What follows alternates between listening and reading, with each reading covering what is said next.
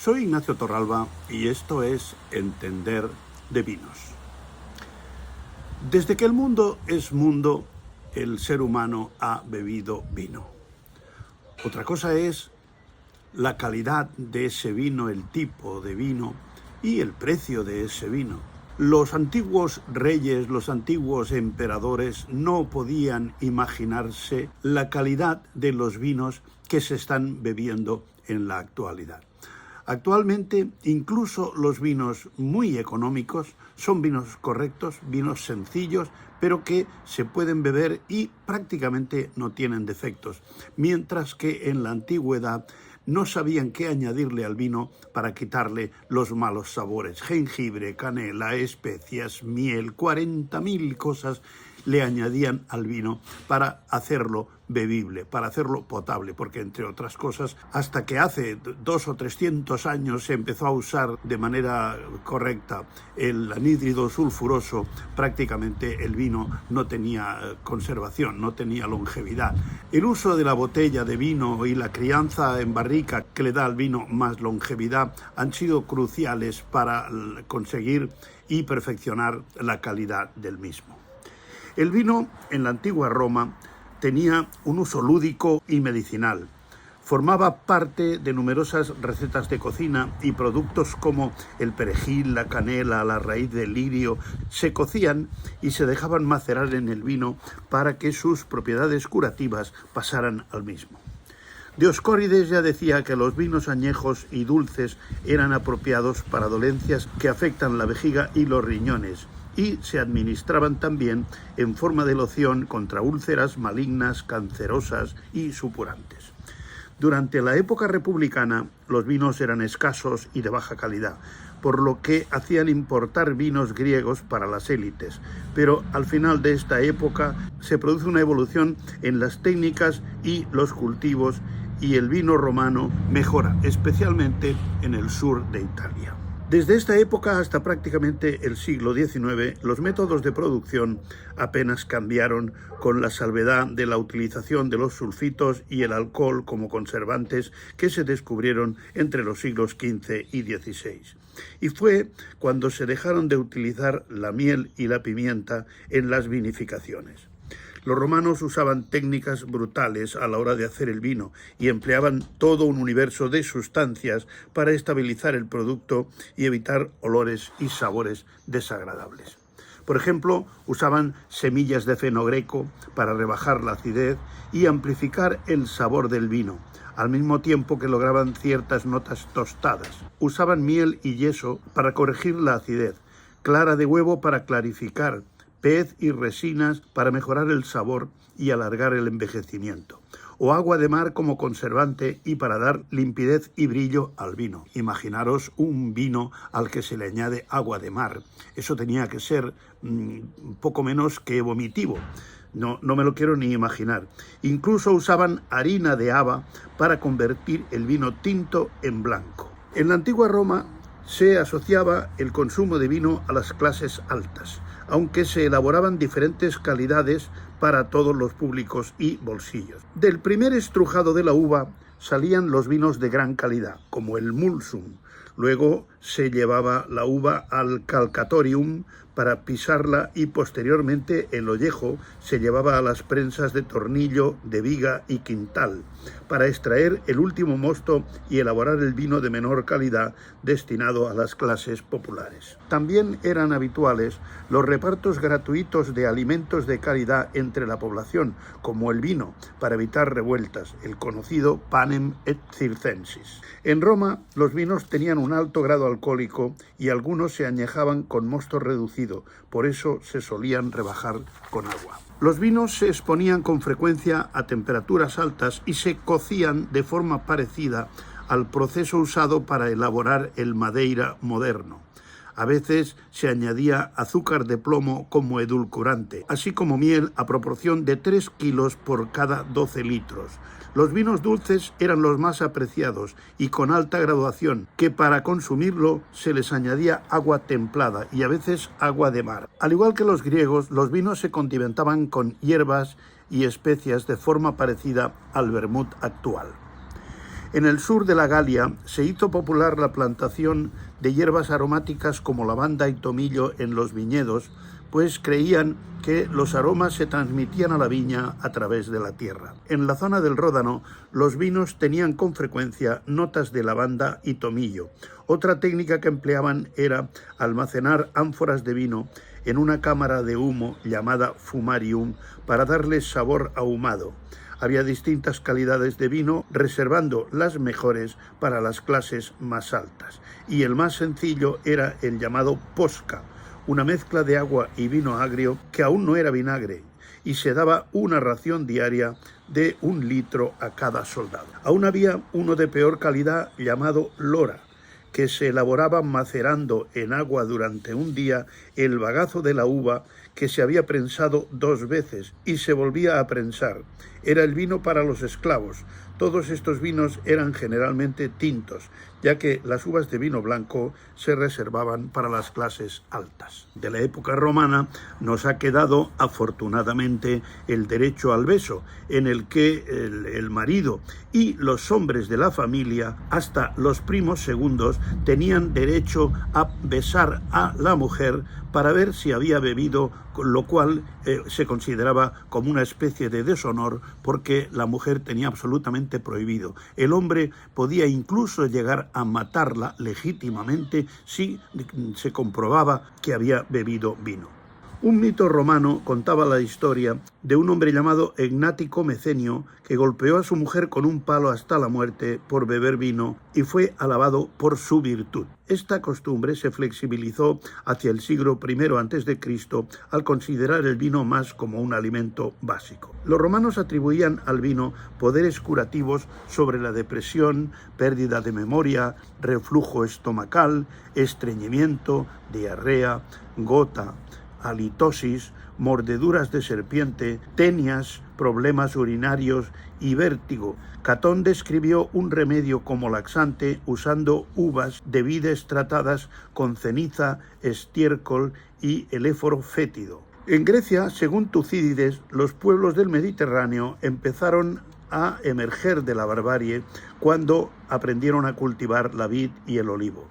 La viticultura ha existido en Grecia desde finales del Neolítico y se generalizó a nivel doméstico a principios de la Edad de Bronce.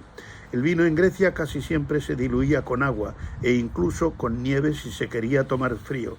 Se decía que tomar vino sin diluir con agua era de bárbaros. Se consideraba que la medida razonable de vino para un hombre era de 3 cuencos, y así en una obra de Semele o Dionisio, este dice: 3 cuencos mezclo para los moderados, 1 para la salud que vacían primero, el segundo para el amor y el placer, y el tercero para dormir. Cuando este cuenco se bebe, los invitados sabios se van a casa. El 4.º cuenco ya no es nuestro, sino que pertenece a la violencia. El 5.º al tumulto, el 6.º al regodeo beodo, el 7.º a los ojos negros, el 8.º el de la policía, el 9.º pertenece a la bilis y el 10.º a la locura y el lanzamiento de muebles. En Egipto, el vino era considerado un lujo reservado a los sacerdotes y a los nobles. Sin embargo, en los festejos se permitía beberlo a las clases más bajas. En la tumba de Tutankamón se encontraron ánforas de vino de unos 3.100 años antes de Cristo. Esto indica que el vino era material para embalsamar. Alguna de las ánforas se sabe que contenía vino de más de 200 años, lo que indica que se conocían métodos para conservar el vino. En España, en la Edad Media, las tierras y con ellas los cultivos de la vid pasan a ser propiedad de la Iglesia y los reyes, y así la elaboración del vino queda reservada a los monasterios y castillos. Se empieza a almacenar el vino en recipientes de madera y aparecen las primeras bodegas que en realidad eran recintos para proteger la valiosa mercancía de los saqueos en los sótanos de monasterios y castillos. Los reyes católicos iban plantando viñas en los territorios que reconquistaban a los musulmanes. Tras la reconquista se plantan vides en el Camino de Santiago, en las zonas de Rioja y Ribera del Duero. A partir del siglo XII empiezan a plantarse viñedos en Cataluña y en la zona de Jerez. Durante el siglo XV se lleva la viña a Canarias, donde está datada la primera viña en 1497. El vino en la Edad Media constituía para las clases pobres alimento y bebida. Mediante su consumo se tenía acceso a cierta cantidad de calorías y a una bebida higiénica mucho más sana que las aguas contaminadas de ciudades y pueblos, cuya contaminación produjo gran cantidad de muertes, salvándose los que bebían vinos, entre los cuales sin duda están nuestros antepasados. La Rioja fue la primera región española donde se comenzó a embotellar el vino durante el siglo XIX, lo que supone la aparición de los primeros vinos de cierta calidad. La villa de Madrid estaba rodeada de viñedos que producían insuficientes vinos y para que no escasearan se creó un organismo, la Comisaría de Abastos de la Corte, que regulaba todo el vino que se producía a las afueras de Madrid y que tenía un radio de 5 leguas. Estos vinos eran denominados ordinarios o de pasto. Otros, los de mayor calidad, eran los ricos, y entre unos y otros los moscateles, que eran elaborados por los viticultores de Carabanchel Alto y Bajo, que alcanzaron tal fama que los madrileños organizaban una romería el día de San Andrés, el 30 de noviembre, desplazándose en calesas a los carabancheles a degustar esos vinos, porque les salía más barato que comprarlos en la capital. Eran también afamados los moscateles de Hortaleza, Fuencarral y Villaverde, pero el más solicitado era el que se elaboraba en la docta Alcalá de Henares, muy celebrado por solistas y bachilleres. Se elaboraban buenos vinos en Valdemoro, Pinto, Torrelodones, Vicálvaro, donde elaboraban la carraspada, que era un moscatel aguado aderezado con miel y especias. También en Arganda, Torrejón de Ardoz y Algete. Durante los siglos XVI y XVII, los vinos gallegos elaborados por los monjes eran para su consumo y se hizo famoso el tinto de Orense, que más tarde se llamó vino tostado. Pero en esa época el mejor era el santo vino de Rivadavia. Cuenta la tradición que la iglesia de la villa de Mendigorría fue edificada con mortero amasado con vino. Por esta época, los vinos andaluces de mayor prestigio eran los de Jerez de la Frontera. A finales del siglo XV ya era exportadora a Inglaterra. De ahí que se establecieran en Jerez numerosos comerciantes de vinos ingleses para adquirirlos en mejores condiciones. Estos vinos eran conocidos en Inglaterra con el nombre genérico de Sack, anteponiéndole la voz sherries, para diferenciarlos de los vinos de Canarias y Málaga, llamados igual, y eran conocidos los Pedro Ximénez y el llamado Excelente de Marbella. También tuvieron fama los vinos Baladí de Loja, los de Lucena, Rute y Luque. El de Lucena fue un vino muy apreciado que ofreció el duque de Medina Sidonia a Felipe IV y su corte en un viaje al Coto de Doñana. A finales del siglo XVII aparecieron los vinos de Montilla y los de Illana. Las tierras de Jaén, hoy olivares, fueron antes viñedos en Úbeda, Martos, Baeza, Torre Don Jimeno y Alcalá la Real, muy cerca de Sevilla. Todavía en el condado hay una pequeña villa llamada Manzanilla, que producía buenos vinos y a los que dio el nombre, que luego fueron elaborados en otros lugares de Andalucía y de los que Sanlúcar de Barrameda se quedó con la exclusiva. En Olivencia, zona occidental de Badajoz, se elaboraba un vino llamado pitarra, cuyos racimos eran estrujados a mano uno por uno, con el cual los taberneros no podían invitar a los vecinos, pero sí a los forasteros, y el coste de la invitación era sufragado por los demás vinateros. En la isla de Tenerife, los primeros viñedos se aclimataron en el siglo XVI, al parecer procedentes de la isla de Creta. Fueron plantados en un lugar llamado Vimbrera. Algunos vinos canarios, especialmente la Malvasía de Tenerife y los moscateles de Lanzarote y la Orotava, tenían gran aceptación en Europa y sobre todo en Inglaterra. Shakespeare los cita en varias ocasiones. Vinos de Icod de los Vinos, Tegueste, Tagarana, Arafo y San Andrés. Lope de Vega decía: si bebo vino aguado, perros me nacerán en el costado. Y Quevedo decía: los paños franceses no abrigan la mitad que una santa bota de vino alaejos. Se calcula que hacia 1600 Madrid contaba con 400 tabernas, como poco tiempo antes atestiguó Lope de Vega.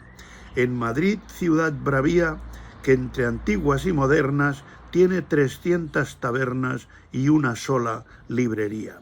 Las tabernas abrían de sol a sol, incluidos los domingos, lo que provocaba que a misa mayor asistía muy poca gente.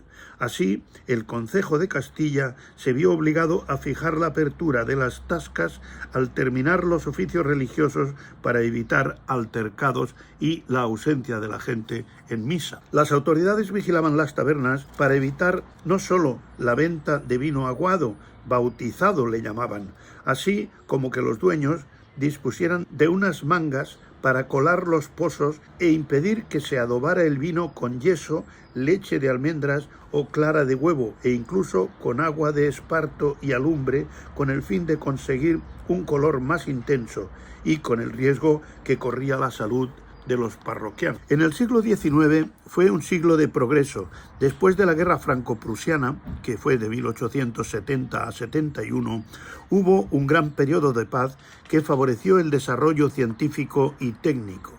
Las epidemias y las enfermedades habían retrocedido gracias a la abundancia de alimentos. Se inventa el telégrafo, el teléfono y la luz eléctrica, que permitió ampliar los horarios de trabajo en las bodegas, y creció el comercio del vino gracias al aumento del poder adquisitivo. 1860 fue el último año de una pequeña edad de hielo. El primer calentamiento dura unos 20 años, de 1860 a 1880, y otro de 1890 a 1920. La llegada del ferrocarril fue importante para Borgoña, pues Burdeos ya contaba con un puerto. A raíz de la filoxera, la técnica vinícola francesa vino a La Rioja, donde las casas históricas embotellaban sus vinos más finos en botella bordelesa y los de más cuerpo en botella borgoñona. Tondonia, Bosconia, Imperial, Viña Real, Zaco, Pomal, Arana y Ardanza. Napoleón III llamó a Pasteur por un problema grave. Muchas botellas en manos de distribuidores se estaban estropeando. Era mediados del XIX, época del oidio. Pero hacía poco que se conocían los secretos de la fermentación alcohólica, la pasteurización y la higiene de las bodegas. Hubo una profunda renovación tecnológica. La elección de variedades y la forma de cultivarlas, se modificaron los marcos de plantación y el uso de abonos químicos y pesticidas que aumentaban los rendimientos. Era una época en la que se embotellaban pocos vinos. El roble procedía de Centro Europa, Rusia o Estados Unidos, porque el roble francés se utilizaba para hacer traviesas para las nuevas líneas ferroviarias y para los barcos. La filoxera llegó en 1863 a la Provenza y la Champaña, que redujo la producción de vinos franceses a la mitad, con el consiguiente aumento de precios y la bajada de calidad. Los vinos prefiloxéricos eran más nítidos, más profundos y con más carácter varietal. De Francia llegan los grandes cambios enológicos y vitícolas, simplificación de variedades, portainjertos contra la filoxera, nuevos tipos de poda, drenaje de tierras, empleo de compuestos para el viñedo, despalillado, prensado y fermentación en cubas. Las barricas de 225 litros, aparición del corcho y el embotellado en la propiedad y la aparición de la etiqueta mencionando la región de producción y el nombre de la bodega, y la construcción de salas para elaborar y criar los vinos. La primera mitad del siglo XX fue mala para Europa. Un clima adverso con malas cosechas, la lenta recuperación de la filoxera, las dos guerras mundiales, la desaparición del mercado ruso tras la revolución, hizo que solo quedase la esperanza del mercado estadounidense como potencial comprador de vinos. Italia estuvo unida bajo el Imperio Romano y se fragmentó con la desaparición del mismo, y se volvió a unir en 1861, y de ahí viene su enorme complejidad vinícola. En Italia y España hubo zonas vinícolas donde no se pudo luchar contra el oidio, porque no había dinero para pagar el azufre ni para los portainjertos contra la filoxera, y solo quedó la emigración para huir de la miseria. Fue la gran invasión de Estados Unidos por parte de los italianos y la de Sudamérica por los españoles. Lombardía elaboraba los sforzato de la Valtellina y en el Véneto la Valpolicella con los Recioto y el Ripasso, puesto que el Amarone nace después de la Segunda Guerra Mundial. El Brunello de Montalcino comenzó en la añada de 1881 con Ferruccio Biondisanti y otros productores. Llega Mussolini al poder, estalla el crash del 29, el duce no era bebedor de vino y nunca se preocupó por él, apostó más por el trigo. En la Segunda Guerra Mundial, el Piamonte fue escenario de violentos combates, lo que arrasó prácticamente la viña. Nace el Chianti clásico moderno, gracias al barón de Ricasoli, que imita el Claret bordelés, aunque con 3 variedades locales, la Sangiovese, Canaiolo y Malvasia. Florencia se convirtió en la capital de Italia y el Chianti en el vino de éxito. En Francia el champán pasó de ser vino tranquilo a espumoso y vivió su éxito económico. La llegada a la zona de jóvenes alemanes como Krug, Bollinger, Roederer y Deutz fue un revulsivo para aumentar las ventas en Rusia, Prusia y Hungría. Recordaba un Sautern, era dulcísimo, pero con burbujas. Cada mercado tenía un rango de dulzor, desde Rusia con 250 a 330 gramos de azúcar por litro, los países nórdicos con 200 gramos, Alemania 165 y Estados Unidos entre 110 y 165. Hasta Gran Bretaña, que querían el más seco, con entre 22 y 66 gramos. A mitad de siglo se inventó el licor de tiraje y a finales el degüelle por congelación. No se generalizaría la Chardonnay hasta finales del siglo, cuando Louis Latour replanta la viña de Corton Charlemagne. Borgoña vivió en los años 30 momentos difíciles.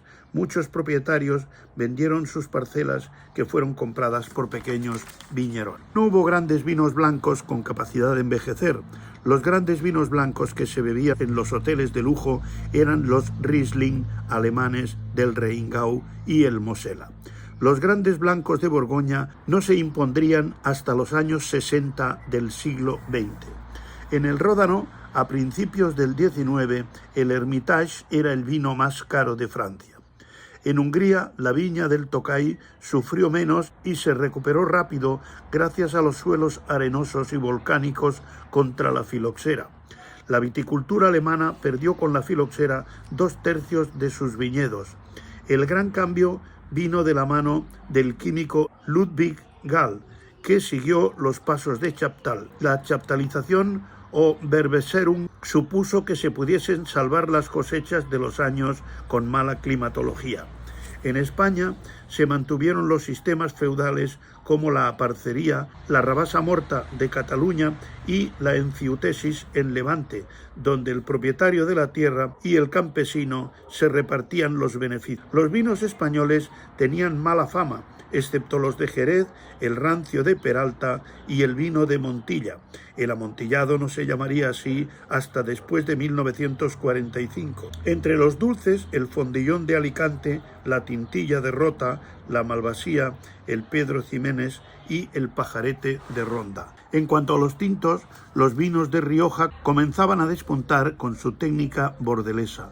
La Diputación de Álava, por medio del Marqués del Riscal, trajo al enólogo bordelés Jean Pinot para mejorar la viticultura y enología riojana. Se creó el Médoc alavés. entre 1862 al 69. Al finalizar su contrato se quedó en Riscal. Los comerciantes bordeleses se asientan en el barrio de la Estación de Haro y en 1864 nace Vega Sicilia en Valladolid. El priorato tenía fama, pero se vendía a granel en Francia para mezclar o a Jerez para brandy. En 1872, Josep Raventós comenzó a comercializar el cava que había copiado de la champaña un comerciante de Reus. Los vinos que conocemos ahora nacen a partir de 1945, después del parón de la Guerra Civil. Porque entender un poco esa historia del vino y los vinos que bebían nuestros antepasados también es entender de vinos. Hasta otra.